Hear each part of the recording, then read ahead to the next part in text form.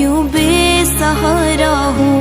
दया थोड़ी सी कर दो ना, मेरे दामन को भर दो ना। लाल मैं भी तुम्हारा हूँ, तो फिर क्यों बेसहारा हूँ। ओ शाम मेरी शाम, ओ शाम मेरी शाम।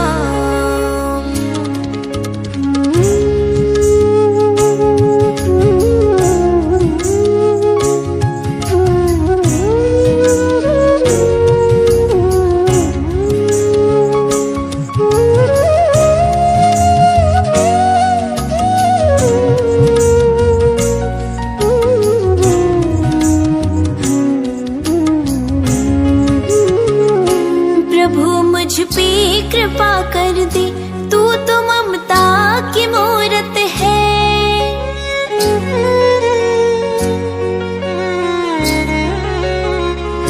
प्रभु मुझ पे कृपा कर दे, तू तो ममता की मूरत है।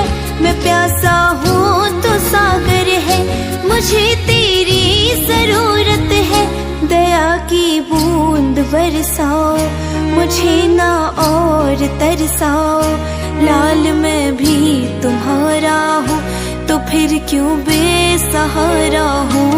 दया थोड़ी सी कर दो ना, मेरे दामन को भर दो ना। लाल मैं भी तुम्हारा हूँ, तो फिर क्यों बेसहारा हूँ। दया थोड़ी सी कर दो ना, मेरे दामन को भर दो ना।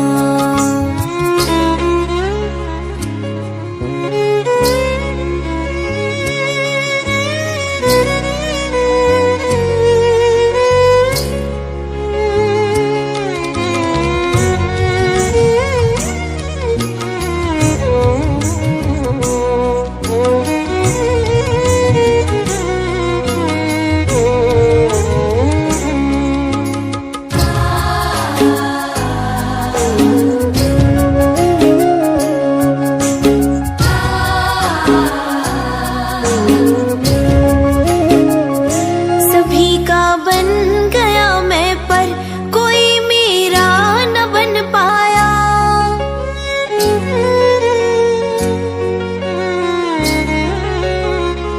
सभी का बन गया मैं, पर कोई मेरा न बन पाया। बड़ी ही आस लेकर के तुम्हारे दर पे मैं आया। तुम ही तो हो मेरी हिम्मत, तेरे बिन क्या मेरी कीमत। लाल मैं भी तुम्हारा हूँ, तो फिर क्यों बेसहारा हूँ। दया थोड़ी सी कर दो ना, मेरे दामन को भर दो ना। लाल मैं भी तुम्हारा हूँ, तो फिर क्यों बेसहारा हूँ। दया थोड़ी सी कर दो ना, मेरे दामन को भर दो ना।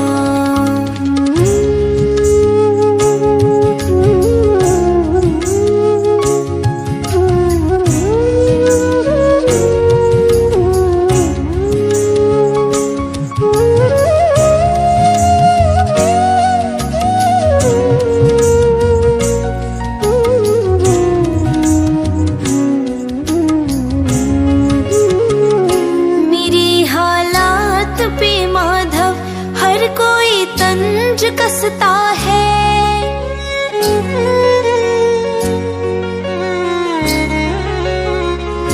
मेरी हालात पे माधव हर कोई तंज कसता है। तड़पता देख कर मुझको समाना खूब हंसता है। ये दुनिया लाज की दुश्मन, दुखाती है ये मेरा मन। लाल मैं भी तुम्हारा हूँ, तो फिर क्यों बेसहारा हूँ। दया थोड़ी सी कर दो ना, मेरे दामन को भर दो ना। लाल मैं भी तुम्हारा हूँ, तो फिर क्यों बेसहारा हूँ। दया थोड़ी सी कर दो ना, मेरे दामन को भर दो ना।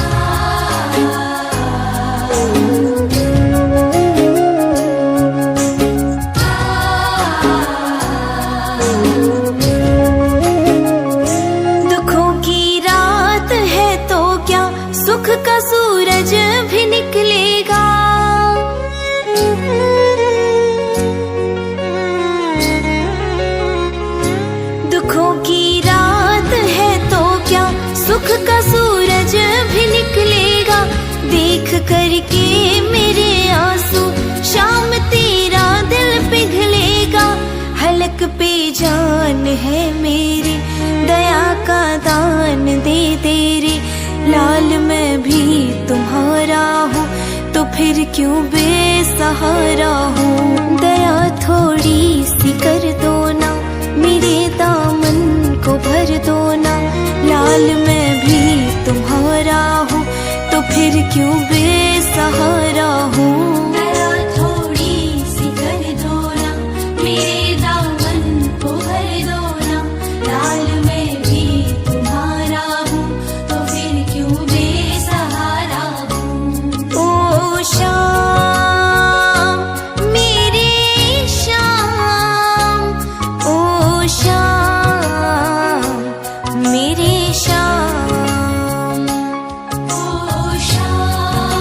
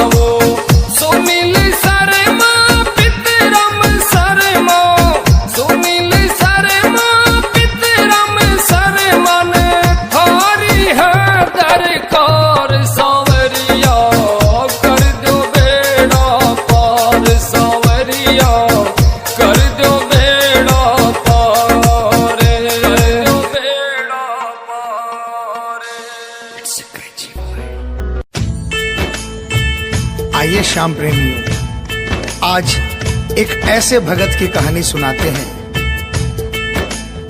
जो अपने व्यापार में इतना लीन था कि उसे दिन दुनिया की कोई खबर नहीं थी। उसे सिर्फ पैसा पैसा और सिर्फ पैसे के बारे में चिंता थी। उसके घर वाले, उसके परिवार वाले सारे परेशान थे कि सेठ कभी कहीं नहीं जाता, सुबह से लेकर रात तक हर समय पैसे में ही लिपटा रहता है।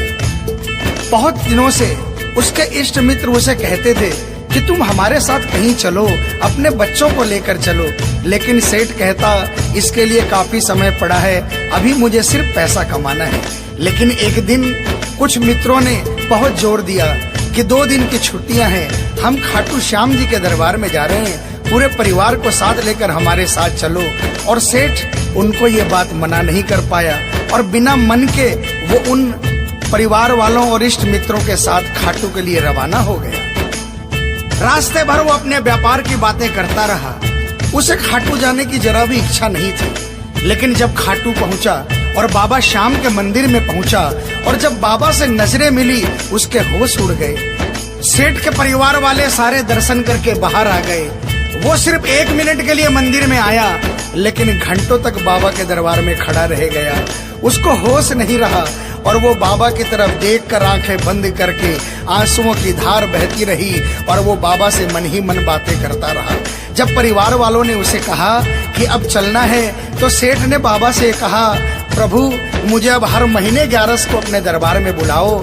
और ये कह करके वो बाबा के दरबार से वापस अपने घर को आ गया। 15 दिन बाद 11 आई। सेठ बहुत से लोगों को लेकर अपने साथ बाबा के दरबार में गया।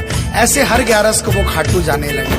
लेकिन एक दिन जैसे ही वो सुबह 11 को घर से निकलने लगा, मुनीम ने कहा, सेठ जी कहाँ जा रहे हो? सेठ ने कहा, अरे मुनीम तुझे पता नहीं, आज 11 है, मुझे खाटू धाम जाना है। मुनीम ने कहा, सेठ जी आपको पता नहीं, आज बाहर के कुछ व्यापारी आने वाले हैं, लाखों का सौदा होने वाला है और वो व्यापारी आज रात को वापस इंडिया के बाहर चले जाएंगे। आपके पास तो मौका है, आप 11 की जगह मावस को खाटू चले जाना। सेठ के मन में ये आया कि हाँ, इसमें क्या फर्क पड़ता है, आज यहाँ व्यापार कर लेता हूँ, सौदा कर लेता हूँ, मैं खाटू मावस को चला जाऊंगा। और सेठ उस दिन खाटू नहीं जा पाया। 11 निकल गई, मावस आई, मावस को फिर कोई व्यापारी आ गया। उसके बाद फिर पूर्णिमा आई, फिर कोई व्यापारी आ गया और इसी तरह सेठ व्यापार में फिर उलझ गया। एक दिन रात को सेठ सोया तो उसके नींदों में उसे ऐसा आभास हुआ कि उसे कोई आवाज आ रही है और उसने बड़े ध्यान से सुना। उसे लगा खाटू वाले श्याम बाबा उसे कह रहे हैं, वाह रे सेठ, मैंने तो सोचा था कि मेरे दरबार में कोई बहुत बड़ा भूला भटका भगत आया है, लेकिन मुझे क्या पता था कि कोई भगत नहीं, एक सौदागर आया है और मुझसे सौदा करके चला गया। आज तू अपने घर में, अपने व्यापार में खूब खुश है, तू वहीं पर खुश रहे। और ऐसा कहकर वो आवाज बंद हो गई। सेठ की आंखें खुली, उसके मन में ग्लानि हो गई। उसने सोचा कि मैं आज ही खाटू धाम जाऊंगा और वो जैसे ही खाटू के लिए निकला, रास्ते में एक्सीडेंट हो गया। सेठ की दोनों टांगे रह गई। अब सेठ अपने पैरों पर खड़ा नहीं हो पाया और उसके मन की मन में ही रह गई। सेठ बहुत तड़पता रहा। एक दिन सेठ अपने घर के दरवाजे पर बैठा, आंसू बहा रहा कि मेरा बुलावा क्यों नहीं आ रहा, मैंने इतनी बड़ी गलती करी, मुझे बाबा के दरबार से इतनी दूरी क्यों हो गई। इतने में उसके घर के सामने से एक डाकिया निकला। सेठ ने डाकिया को आवाज लगाई और कहा, ए डाकिया, तुम तो कलकत्ता, दिल्ली, बम्बई भक्तों का संदेशा लेकर जाते हो, लोगों के चिट्ठियां पहुंचाते हो। आज मेरी एक चिट्ठी, मेरा एक संदेशा मेरे खाटू वाले श्याम बाबा के दरबार में क्या पहुंचा दोगे? डाकिया ने कहा, सेठ मैं तो आजकल खाली रहता हूँ, जब से इंटरनेट का जमाना आया है लोग ईमेल पर ही चैटिंग कर लेते हैं, बताओ तुम्हारा क्या संदेशा है और कहाँ पहुँचाना है। और ऐसे डाकिया ने सेठ से कहा और सेठ ने डाकिया से कहा।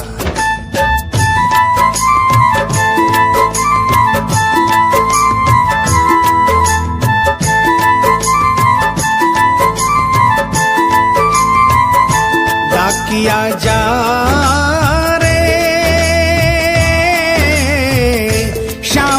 संदेशो दीजे, शाम न जाए तो कह दीजे, भगत थार दर्शन न तरसे। डाकी डाकिया जा रे।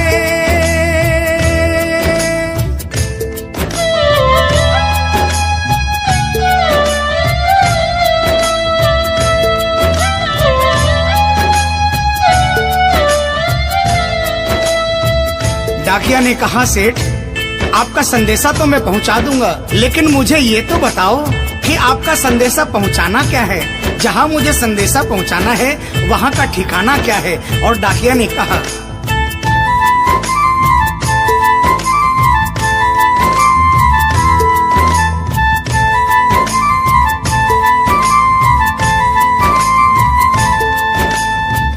कौन से गांव थारो शाम बस्यो है, इतनो माने बता दे। सेवक रे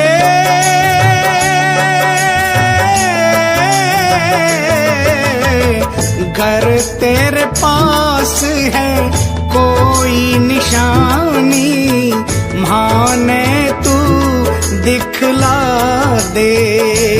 कैया जानूंगा पहचान मैं हूँ छोरो अनजान, कैया जानूंगा पहचान मैं हूँ छोरो अनजान। कैया शाम शु होसी मिलन, डाकिया जा रे।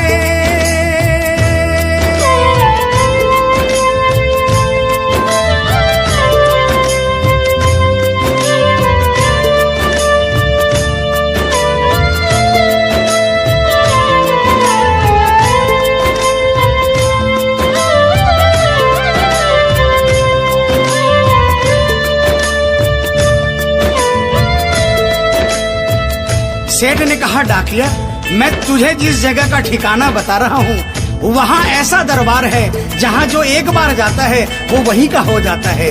उस दरबार की खासियत है जो वहाँ पर पहली बार जाता है उसके काम बन जाते हैं। सुन वहाँ का ठिकाना क्या है।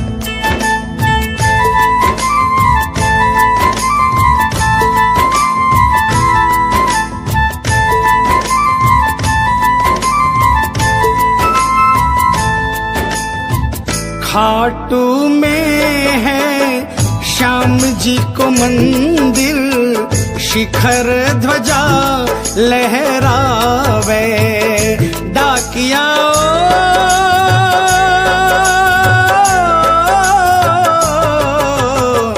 जोड़ी पर हनुमान बिराजे, सेवक चंवर ढुलावे। बाके नौबत बाजे द्वार गूंजे हरदम जय जयकार, बाके नौबत बाजे द्वार गूंजे हरदम जय जयकार। सज धज बैठो है श्याम सजन, डाकिया जा रे।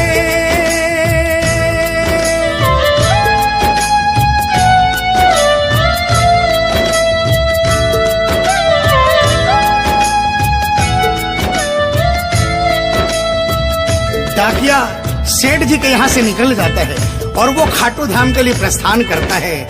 धीरे धीरे वो खाटू पहुँचता है और खाटू पहुंचकर बाबा के मंदिर का पता करता है और मंदिर के नीचे पहुंचकर वो पहले प्रणाम करता है और बाबा के मंदिर की 13 सीढ़ी चढ़ता है। और वो बाबा के सामने पहुंचकर बाबा की तरफ नहीं देखता, पहले अपने झोले में से वो सेठ की चिट्ठी निकालता है और चिट्ठी निकाल के पढ़ने लगता है।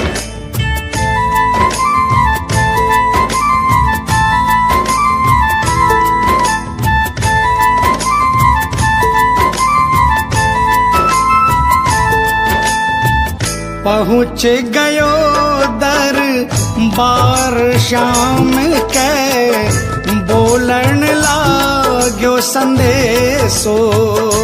बाबा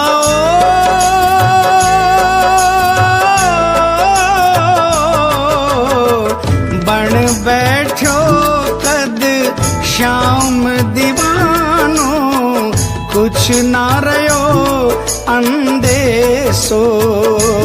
आखड़ ल्यासू बरसी धार जैया सावन की फुहार,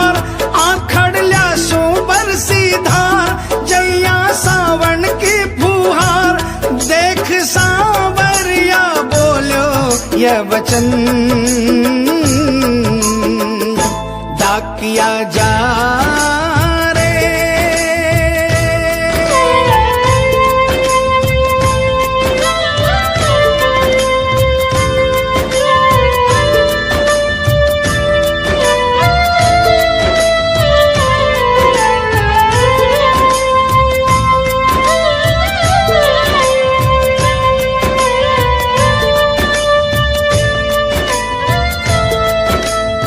जो ही डाकिया ने सांवरे सेठ की तरफ देखा, उसके होश उड़ गए, उसकी आंखें बंद हो गई, आंखों से आंसुओं की अविरल धारा बहने लगी। उसको ऐसा महसूस हुआ सपने में जैसे कि कोई श्याम प्रभु सिंहासन से उतर कर आ गए। उसे अपने गले से लगा लिया और डाकिया से कहा, कैसे हो डाकिया? डाकिया प्रभु के चरणों में गिर गया, कहा, प्रभु आज मैं धन्य हो गया, इतने वर्षों तक आपके दरबार नहीं पहुंचा, आज सेठ जी के कारण मैं आपके दरबार में पहुंच गया। अब मुझ पर इतनी कृपा कर दो, मुझे अपनी शरण में रख लो। लेकिन बाबा ने कहा, नहीं बेटा, मैं तुझे अपनी शरण में रखूंगा, लेकिन अभी तुझे मेरा एक छोटा सा काम करना है। जिस सेठ ने तुझे ये संदेशा देकर भेजा है, अगर उसके पास मेरा जवाब नहीं गया तो वहाँ जीते जी मर जाएगा। तू मेरा एक छोटा सा काम कर दे, वापसी संदेशा तू उस सेठ को जाकर दे दे। और बाबा ने कहा,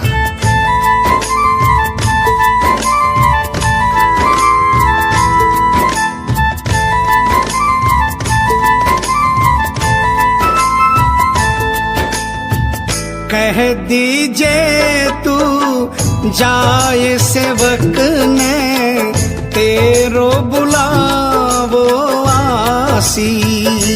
सेवक रे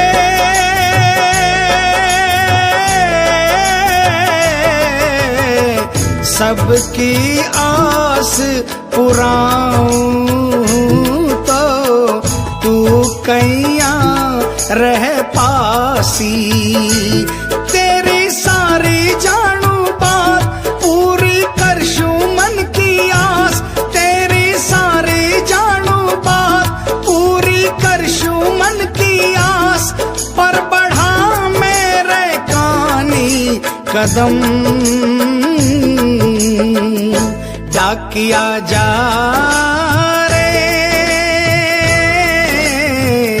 संदेशो सेवक ने दीजे। सेवकिया राह तेरी निरखे। संदेशो सेवक ने दीजे। सेवकिया राह तेरी निरखे। सेवक संदेश ने तरसे डाकिया जा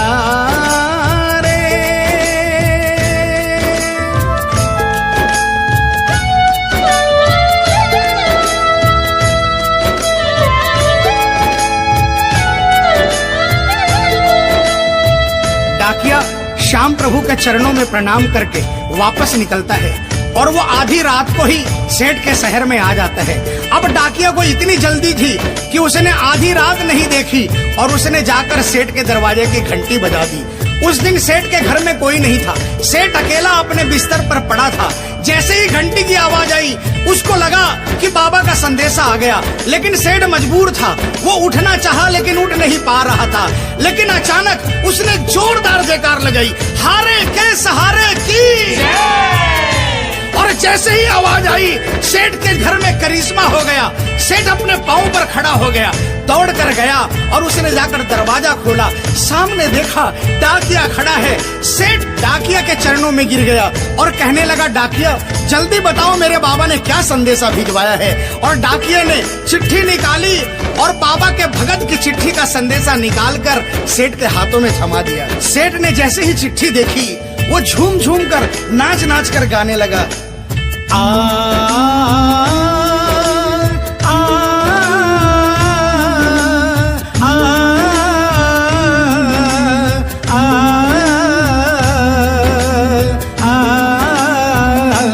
चिट्ठी आई है, चिट्ठी आई है, चिट्ठी आई है, चिट्ठी आई है, चिट्ठी आई है, खाटू से चिट्ठी आई है।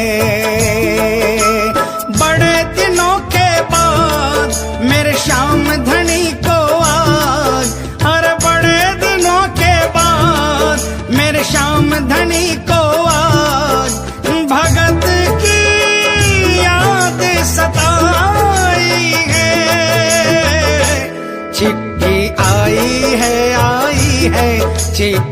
आई है, ओ चिट्ठी आई है, चिट्ठी आई है। सेठ ने वो चिट्ठी वापस डाकिये को थमा दी और कहा, डाकिया आप तो स्वयं बाबा से मिलकर आए हो, इसलिए बाबा का संदेशा अपने मुखारबिंद से मुझे सुनाओ।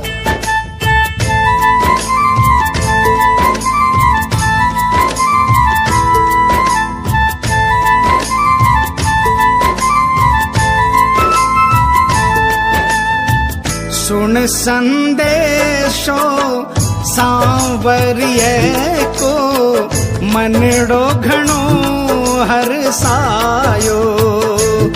बाबा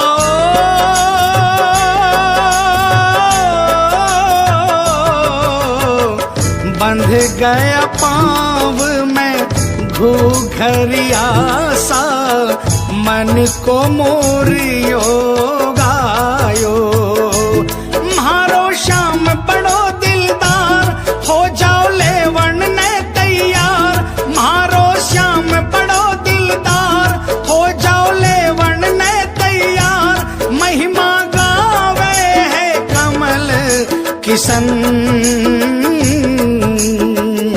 क्या किया जाए। आप सभी श्याम प्रेमियों से जो कभी खाटू नहीं गए, जिन्होंने बाबा का नाम सुना है और जिन्होंने नहीं सुना, उन सबसे निवेदन, जो कभी खाटू नहीं गए वो एक बार हमारे बाबा श्याम के दरबार में पहुंचिए। ये वो दरबार है जहां हारे हुए को जीत मिलती है, जहां लोग हार कर आते हैं लेकिन हार कर वापस नहीं जाते, जहां हर हारे का सहारा होता है।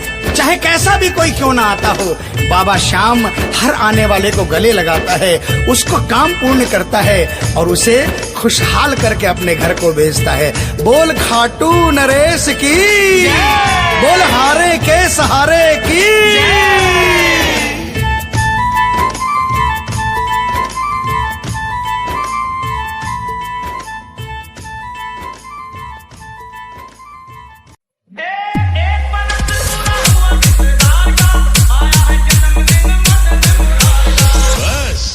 हवा निकल गई।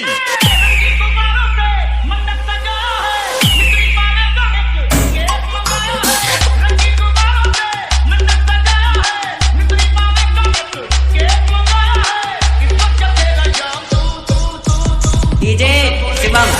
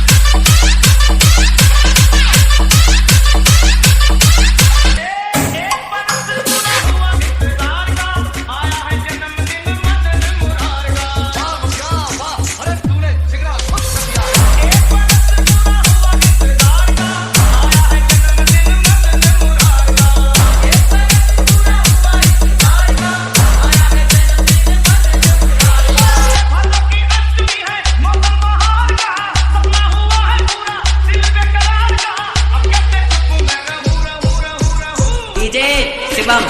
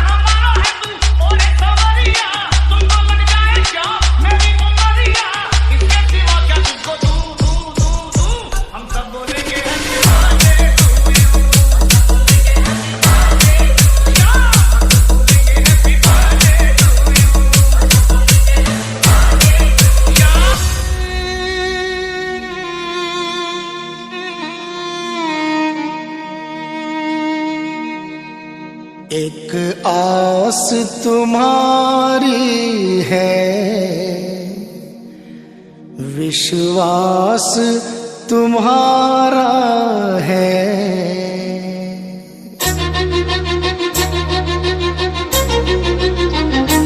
एक आस तुम्हारी है, विश्वास तुम्हारा है।